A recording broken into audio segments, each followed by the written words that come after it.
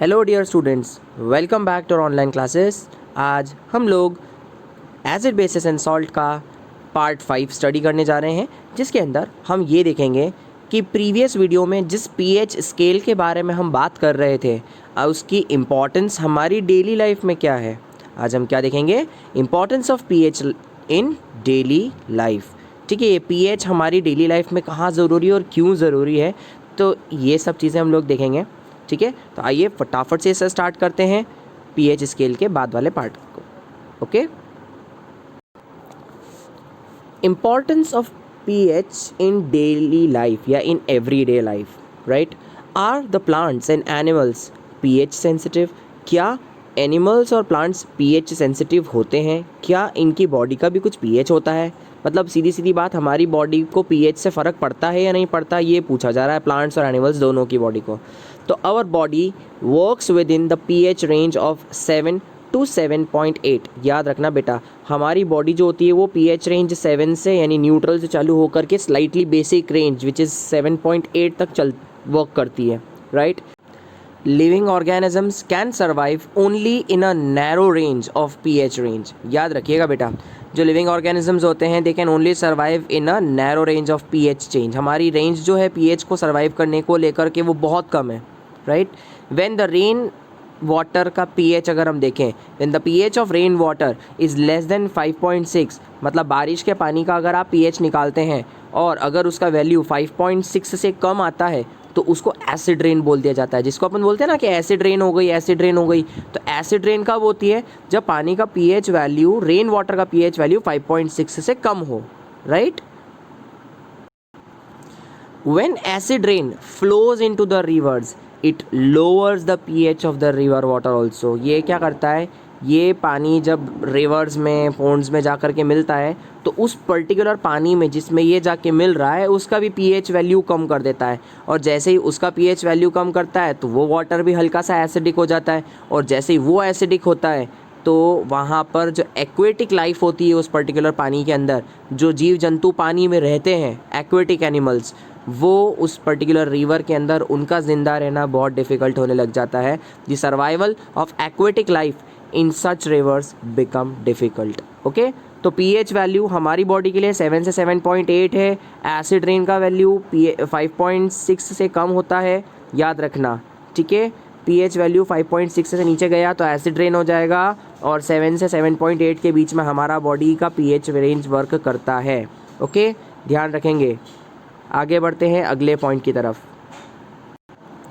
Did you know या do you know में एक अच्छा फैक्ट आपको पढ़ने को मिलेगा, पढ़िए उस फैक्ट को। फैक्ट ये है कि the atmosphere of Venus is made up of thick white and yellowish clouds of sulphuric acid. याद रखना, जो वीनस है, वीनस का जो एटमॉस्फेयर है, एटमॉस्फेयर मतलब वही जो ए मिक्सचर ऑफ गैसेस है। जैसे हमारा एटमॉस्फेयर है, ऐसे वीनस का जो एटमॉस्फेयर है उसके अंदर क्या है? थिक वाइट और येलोइश कलर के क्लाउड्स होते हैं जो सल्फ्यूरिक एसिड के बने हुए होते हैं। तब क्या सोच सकते हो कि उस जगह पर लाइफ एग्जिस्ट कर सकती है?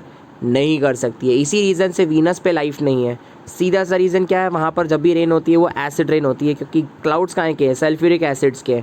तो वो सारे सल्फ्यूरिक एसिड के क्लाउड्स एसिड रेन करते हैं वहाँ पर, और एसिड रेन की वजह से लाइफ सर्वाइव ही नहीं कर सकती है। बहुत सिंपल सी चीज़ है। अब अगला पॉइंट देखते हैं। What is the pH of the soil in your backyard? आपके जो सॉइल आपके घरों में जो अवेलेबल होता है बैकयार्ड में, या जो खेतों में जो सॉइल अवेलेबल होती है, उसका भी पीएच वैल्यू होता है। और वो पीएच वैल्यू भी बड़ा मायने रखता है, ध्यान रखना। और ये जो किसान वर्ग के लोग हैं ये बहुत ज़्यादा अच्छे से इस चीज़ को समझ सकते हैं कि सॉइल का पीएच मतलब क्या चीज़ होती है, उनके लिए बहुत महत्वपूर्ण चीज़ है। तो आइए आज हम भी समझते हैं कि क्या है वो important cheese. Okay, what is the pH of the soil in your backyard? Plants require a specific range for their healthy growth। जैसे हमारी बॉडी को सर्वाइव करने के लिए एक पीएच रेंज की ज़रूरत है कि भैया उस पीएच रेंज के बाहर जाएंगे तो हमारी बॉडी में कुछ ना कुछ प्रॉब्लम्स आनी चालू हो जाती हैं, राइट? इसी तरह से प्लांट को भी उनकी हेल्दी ग्रोथ के लिए एक पीएच रेंज की ज़रूरत होती है। स्पेसिफिक पीएच रेंज होती है उनकी, उसी के बीच में वो हेल्दी ग्रो होते हैं, अदरवाइज प्रॉब्लम आती है उनकी ग्रोथ में भी। To find out the pH required for the healthy growth of a plant, you can collect the soil from various places and check the pH in the manner described below in the activity 12 2.12। ये जो activity 2.12 अभी हम देखने वाले हैं, इस activity के through आप चेक कर सकते हैं कि उस सॉइल का पीएच कितना है। Also you can note down which plants are growing in the region from which you have collected the soil. आप ये भी पता कर सकते हैं, ये भी नोट डाउन कर सकते हैं कि जिस एरिया से, जिस रीजन से आपने सॉइल को कलेक्ट किया है, वहाँ पर कौन से पौधे ग्रो कर रहे होंगे। आप उस जगह पर पैदा होने वाली टाइप ऑफ फसल का भी पता लगा सकते हैं। ठीक है, आइए फटाफट देखते हैं एक्टिविटी 2.12। बड़ी छोटी सी एक्टिविटी है, एक्टिविटी कुछ भी नहीं है, मतलब सिंपल सी बात है। पढ़िएगा। Put about 2 gram of soil in a test tube. 2 gram soil को एक टेस्ट ट्यूब में रखिए और 5 ml वाटर उसके अंदर मिला दीजिए। Add 5 ml water to it. अब क्या करना, जैसे इनको मिक्स करोगे तो ये बोलता है shake the contents of the test tube. Test tube के कंटेंट्स को शेक कर दीजिए। फिल्टर द कंटेंट्स, अब उसको कंटेंट को फिल्टर कर लीजिए। And collect the filtrate in a test tube. जो छना हुआ लिक्विड रह गया है उसे एक टेस्ट ट्यूब के अंदर कलेक्ट कर लीजिए। फिर check the pH of this filtrate with the help of universal indicator paper. जो हमारा पीएच पेपर होता है, उस पेपर को इसके अंदर डिप करिए और डिप करने के बाद में आप उसके पीएच के वैल्यू को कलर के अकॉर्डिंगली नोट डाउन कीजिए। What can you conclude about the ideal pH for the growth of plants in your region. तो यहाँ पर याद रखना बच्चों कि ये जो आइडियल पीएच की वैल्यू होती है, ये उस एरिया के अंदर मौजूद सॉइल के ऊपर डिपेंड करती है। हर एरिया के लिए अलग अलग पीएच हो सकता है, इसलिए इसने बोला है कि आइडियल पीएच क्या हो सकता है for the growth of plants in your region. Okay, तो इसीलिए टाइम टू टाइम किसान जाते हैं, किसान सेंटर केंद्र पे जाते हैं और वहाँ पर जाकर के वो अपनी सॉइल का परीक्षण करवाते हैं। और वो परीक्षण कुछ नहीं होता है, मिट्टी की जांच कुछ नहीं होती है, वो मिट्टी का पीएच चेक करवाते हैं ताकि अगर किसी चीज़ की बहुत ज़्यादा अधिकता हो गई हो तो उसके विपरीत वो प्लांटेशन कर सके, ताकि जिस चीज़ की कमी सॉइल के अंदर हो गई हो उस कमी को फुलफ़िल किया जा सके और उसके अकॉर्डिंग वो लंबे समय तक अपने खेत से फसल ले सके। ओके, चलिए अब तीसरा पॉइंट देखते हैं फटाफट। ये तो 2 इंपॉर्टेंस हो गई हमारी लाइफ में पीएच की वैल्यू की। PH in our digestive system. हमारे डाइजेस्टिव सिस्टम में भी पीएच का बड़ा रोल होता है बेटा, ध्यान से देखिएगा। It is very interesting to note that our stomach provides hydrochloric acid. Produce करता है हमारा स्टमक, बताइए सभी को ये बात तो, कि पेट में HCl एसिड बनता है, हाइड्रोक्लोरिक एसिड बनता है, जो खाने के डाइजेशन में हेल्प करता है। It helps in the digestion of food without harming the stomach. Stomach को नुकसान पहुंचाए बिना ये क्या करता है, ये स्टमक को नुकसान पहुंचाए बिना आपका खाना डाइजेस्ट करता है। अब होता क्या है, कभी कभार हमें इंडाइजेशन की प्रॉब्लम होती है, तो होता क्या है उस दौरान समझना। During the indigestion the stomach produces too much acid and this causes pain and irritation. Indigestion के दौरान क्या होता है, स्टमक बहुत ज़्यादा एसिड प्रोड्यूस करता है और उसकी वजह से पेट में दर्द और इरिटेशन, जलन महसूस होती है। Right, to get rid of this pain people use bases called antacids. आप जानते हो इनो वगैरह आप लोग लेते हैं जब पेट खराब होता है, पेट में दर्द होता है, कुछ भी होता है, तो इनो काम शुरू सिर्फ 6 सेकंड में वो लेते रहते हैं हम लोग। राइट, तो वो क्या है, वो एक एंटासिड है, वो एक बेस है जो एसिड को क्या करता है, उसके इफेक्ट को ख़त्म कर देता है। One such remedy must have been suggested by you at the beginning of this chapter. इस चैप्टर की शुरुआत में भी हमने इस पर बात की थी। Right, These antacids neutralize the excess acid। जो पेट में अधिकतम एसिड, जो एक्स्ट्रा एसिड बन रहा है, उस एक्स्ट्रा एसिड को न्यूट्रलाइज कर देते हैं। और इसके अंदर कुछ एग्जांपल्स हैं, जैसे मान लीजिए मैग्नीशियम हाइड्रोक्साइड, जिसको हमने मिल्क ऑफ मैग्नीशिया के नाम से पढ़ा था कल की टेबल में भी। A mild base is often used for this purpose. इस पर्पस के लिए मिल्क ऑफ मैग्नीशिया या मैग्नीशियम हाइड्रोक्साइड का इस्तेमाल किया जाता है, जो पेट के अंदर मौजूद एक्स्ट्रा एसिड को ख़त्म कर देता है। ओके, और हमारा पेट दर्द ठीक हो जाता है। ठीक है, अब अगला पॉइंट देख लेते हैं फटाफट। PH change as the cause of tooth decay. जो दांत खराब हो जाते हैं ना, छोटे बच्चों के भी और कई बार बड़े लोगों के भी, तो उसके पीछे का रिस्पॉन्सिबल कॉज भी पीएच का चेंज होना ही होता है।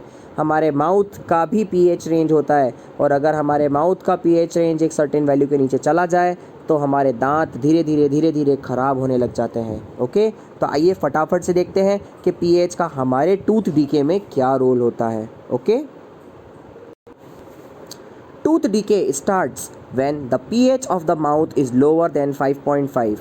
ठीक है, क्या ध्यान रखेंगे, टूथ्स का ख़राब होना कब चालू होता है, दांतों का ख़राब होना तब चालू होता है जब हमारे मुंह का वैल्यू 5.5 से कम हो जाता है pH। ठीक है, pH वैल्यू 5.5 से कम होगा तो टूथ डीके स्टार्ट हो जाता है। और टूथ डीके कैसे होता है समझना, हमारे मुंह का जो दांतों में जो इनेमल होता है, टूथ इनेमल, जो कि कैल्शियम हाइड्रोक्सी पेटाइट से बना हुआ होता है। कहाँ से बना हुआ होता है, कैल्शियम हाइड्रोक्सी एपेटाइट से बना हुआ होता है, जिसे कि कैल्शियम फॉस्फेट का क्रिस्टल फॉर्म कहा जाता है। It is the hardest substance in the body. दांत हमारी बॉडी के सबसे हार्डेस्ट सब्सटेंस होते हैं, इसीलिए कैल्शियम जो होता है ना हमारे दांतों में, कैल्शियम हाइड्रोक्सी एपेटाइट, ये बहुत हार्ड होता है, जिसे हम टूथ इनेमल बोलते हैं। Okay, it does not dissolve in water also, ये पानी में डिज़ोल्व भी नहीं होता है, बट ख़राब होने लग जाता है ये, but is corroded when the pH in the mouth is below 5.5। अगर आपके माउथ का pH 5.5 से कम होने लग जाता है तो यह ख़राब होने लग जाता है। बैक्टीरिया जो माउथ में प्रेजेंट होते हैं वो एसिड बनाते हैं by the degradation of sugar and food particles remaining in the mouth after eating. खाने के बाद में जो खाने के पार्टिकल्स, फूड के पार्टिकल्स और जो शुगर के पार्टिकल्स रहते हैं, उनको वो डिग्रेड करके, उन्हें वो डीकम्पोज करके एसिड बनाते हैं, और ये एसिड धीरे धीरे हमारे टूथ का इनेमल ख़राब करता जाता है, और इससे हमें टूथ डीके का प्रॉब्लम हो जाता है। The best way to prevent this is to clean the mouth after eating. इससे बचने का सबसे बेहतरीन उपाय है कि खाना खाने के बाद आप लोग अपना माउथ क्लीन कर लीजिए using toothpaste which are generally basic, और ऐसे टूथपेस्ट का इस्तेमाल कीजिए जो जनरली बेसिक होते हैं नेचर में। For cleaning the teeth can neutralise the excess acid and prevent the tooth decay. ठीक है, बेसिक टूथपेस्ट को यूज़ कीजिए और उससे क्या होगा, मुंह के अंदर जो एक्स्ट्रा एसिड बन रहा है वो न्यूट्रलाइज हो जाएगा और आपके दांत ख़राब होने से बच जाएंगे और लंबे समय तक अच्छे रहेंगे। तो बढ़िया काम की इन्फॉर्मेशन हमें पढ़ने को मिली बच्चों यहाँ पर, राइट। अभी हम एक और पॉइंट है हमारे पास, देख लेते हैं फटाफट से उसे भी। Self defence by animals and plants through chemical warfare. आपके लिए यहाँ भी एक पीएच के रिगार्डिंग एक बहुत यूज़फुल इन्फॉर्मेशन है बच्चों, ध्यान से देखिएगा। Have you ever been stung by a honey bee? क्या आपको आज तक कभी किसी मधुमक्खी ने काटा है? आपने देखा होगा गलती से भी अगर किसी को मधुमक्खी ने काटा होगा तो वो पूरी जगह पे स्वेलिंग हो जाती है। तो आपने कभी ऑब्जर्व किया वो स्वेलिंग क्यों होती है? तो आइए फटाफट आज उस चीज़ के पीछे का रीज़न समझते हैं। सो बी स्टिंग मतलब जो मधुमक्खी का डंक होता है, राइट, लीव्स एन एसिड। ठीक है, हमारी बॉडी के अंदर एक एसिड छोड़ देता है which causes pain and irritation. Bee sting जो होता है वो एक पेन कॉज करता है, एक इरिटेशन क्रिएट करता है, राइट। जब मधुमक्खी का डंक होता है वो इस तरह की तकलीफ़ देता है हमें, तो उस केस में हम क्या करते हैं, use of a mild base like baking soda ले लीजिए on the stung area gives relief. आपको उससे आराम होता है। बोलते हैं ना, चाबी घिस लीजिए या फिर आप थोड़ा सा उसके ऊपर कुछ ऐसा चीज़ लगा लीजिए जो बेस हो, तो बोले एसिड का असर कम हो जाता है उससे। Stinging hair of nettle leaves inject methanoic acid causing burning pain. Nettle नाम का एक पौधा होता है, उसकी पत्तियों को अगर आप गलती से छू लो तो उसकी पत्तियों पर हेयर्स होते हैं, वो हेयर्स जैसे आप उन्हें टच करते हो वो आपकी बॉडी के अंदर तुरंत मिथेनोइक एसिड इंजेक्ट कर देते हैं, और उससे क्या होता है, आपको बहुत जलन और दर्द होता है, बर्निंग पेन होता है आपको, राइट। तो यहाँ पर क्या है, वो पौधे अपना बचाव करते हैं, मतलब वो ऐसा समझते हैं कि आप उन पर हमला कर रहे हैं, बट आपका इंटेंशन वो नहीं होता है, लेकिन वो इस तरह की एक्टिविटीज़ करके वो अपना बचाव करते हैं, ठीक है, जिसके लिए वो नेचुरली बनाए गए हैं। ओके, तो बहुत ही इंपॉर्टेंट पोर्शन है ये वाला भी, ठीक है। आइए देख लेते हैं फटाफट लास्ट पार्ट आपका। Nature provides neutralisation options. Nature के अंदर बहुत सारे ऐसे ऑप्शंस होते हैं जो न्यूट्रलाइजेशन के लिए अवेलेबल होते हैं, जैसे nettle is a herbaceous plant which grows in the wild. ये एक मतलब ऐसा बोल सकते हैं कि एक औषधि जैसा पौधा है जो जंगलों में पैदा होता है। It leaves Its leaves has stinging hair which cause painful stings when touched accidentally. अगर आपने गलती से भी छू लिया तो बहुत असहनीय दर्द होता है हमें. क्यों? क्योंकि this is due to methanoic acid secreted by them. ये मिथेनोइक एसिड बनाते हैं जो हमारी बॉडी में इंजेक्ट हो जाता है एक्सीडेंटली छूने पर या जानबूझ के छूने पर भी. A traditional remedy is rubbing the area with the leaf of the dog plant. Dog plant नाम का एक पौधा होता है जिसकी पत्तियों को अगर आप उस पर्टिकुलर एरिया पे घिसो तो आपको उससे रिलीफ मिलता है.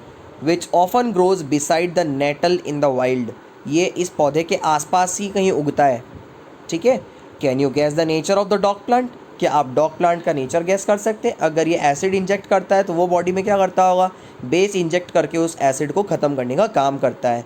So next time you know what to look out for if you accidentally touch a nettle plant while trekking. Are you aware of any other effective traditional remedies for such things? आइए फटाफट हम कुछ और naturally occurring acids के बारे में देख लेते हैं जो नेचर में हमें इजीली मिल जाते हैं. ये टेबल आप लर्न कर लीजिएगा, ऑब्जेक्टिव बनता है बेटा इस टेबल से. विनेगार, जिस नेचुरल सोर्स है विनेगार, और एसिड मिलता है हमें एसिटिक एसिड. ऑरेंज है हमारा नेचुरल सोर्स जिससे हमें सिट्रिक एसिड मिलता है. टार्टरिक एसिड हमें टैमरिंड यानी इमली से मिलता है. ऑक्सैलिक एसिड हमें टमेटो से मिलता है. लैक्टिक एसिड हमें कर्ड से मिलता है जिसको हम दही बोलते हैं. सिट्रिक एसिड हमें नींबू से मिलता है. मिथेनोइक एसिड एंट के स्टिंग से भी मिलता है. जब लाल चींटी काट लेती है तो वो जो पूरा आपका फुल जाता है ना एरिया, वहाँ पर वो मिथेनोइक एसिड इंजेक्ट कर देती है. और नेटल का स्टिंग से भी आपको मिथेनोइक एसिड ही प्राप्त होता है. राइट. तो ये थे हमारे कुछ कॉमन नेचुरली ऑकरिंग एसिड्स जो नेचर में बहुत इजीली मिल जाते हैं हमें डेली लाइफ में हमारे आसपास. तो ये था हमारा पीएच का इम्पोर्टेंस हमारी डेली लाइफ में बच्चों. अब हम हमारी अगली क्लास के अंदर इस चैप्टर का लास्ट पोर्शन स्टार्ट करेंगे जो है सॉल्ट के रिगार्डिंग. ठीक है. तो तब तक आप ये पार्ट को अच्छे से पढ़िए और इसको स्टडी कीजिए. Will meet in the next lecture. Till then take care. Bye bye.